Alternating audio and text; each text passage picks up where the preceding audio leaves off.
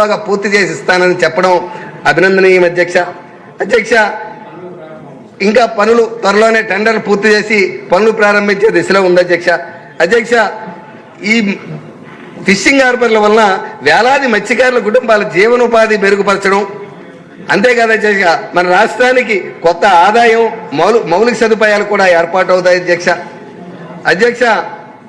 మన ప్రభుత్వం అధికారంలోకి వచ్చినాక ఈ పెండింగ్ పనులన్నీ సమీక్ష చేయడం, నిధుల పునర్వ్యవస్థీకరణ చేయడం, వేగవంతమైన అభివృద్ధి చేయడం, మనకి ఇంకా వీటిని ఫిషింగ్ హార్బర్ని వేగవంతం చేయవలసిన ఆవశ్యకత చాలా ఉంది అధ్యక్ష.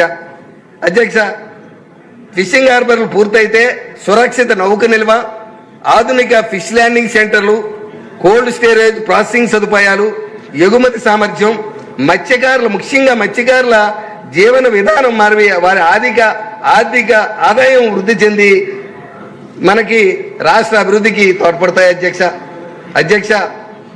పోర్టులు కానీ, ఫిషింగ్ హార్బర్లు కానీ, విమానాశ్రయాలు కానీ, ఈ మూడు కలిపితే మన ఆంధ్రప్రదేశ్కి మరొక త్రివేణి సంగమం అధ్యక్ష.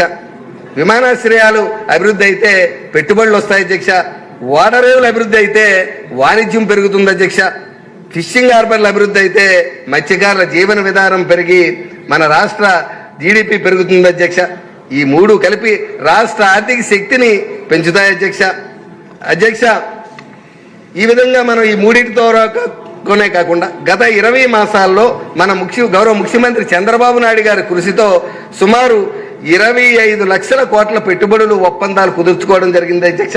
అదేవిధంగా మన గౌరవ యువనాయకులు HR మినిస్టర్, IT మంత్రి లోకేష్ బాబు గారి చొరవతో ఇప్పటికే 3 లక్షల కోట్ల విలువైనటువంటి పెట్టుబడులు మన డేటా సెంటర్లు కానీ, ఆర్టిఫిషియల్ ఇంటెలిజెన్స్ వంటి పరిశ్రమలు మనకి వచ్చే అవకాశం పొంది యువతకి ఉద్యోగ ఉపాధి అవకాశాలను పెంచే దిశగా మన ప్రభుత్వం ముందుకు నడుస్తుంటే, ఇదే సమయంలో వైసీపీ పార్టీ జగన్మోహన్ రెడ్డి గారు ఇటువంటి అభివృద్ధిని అడ్డుకోవడానికి పారిశ్రామికవేత్తలను బెదిరించడం కానీ, వారికి అపోహలు సృష్టించడం కానీ, అంతేకాకుండా యువతకి రప్ప అంటూ రాజకీయాలు చేస్తూ యువతను తప్పుదారి పట్టించే విధంగా చేస్తున్నటువంటి జగన్మోహన్ రెడ్డి చేస్తున్నటువంటి ఈ రప్ప రాజకీయాల దాడులకి మనం ఈ సభ తీవ్రంగా ఖండించి మనం అభివృద్ధి వైపు ముందుకెళ్లాలి అధ్యక్ష. మనకి ఆంధ్రప్రదేశ్కి గౌరవ ప్రధానమంత్రి నరేంద్ర మోడీ గారి యొక్క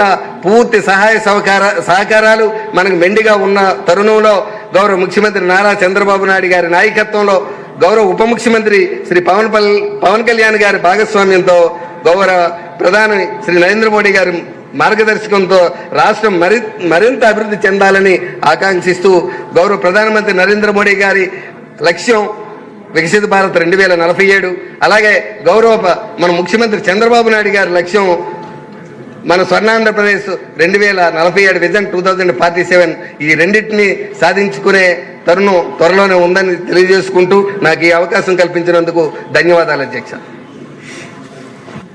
రెడ్డప్ప గారు, మాధవరెడ్డి గారు చాలా టెన్షన్గా ఉన్నారు. మీరు ఇందాక నుంచి ఏం మాట్లాడాలని.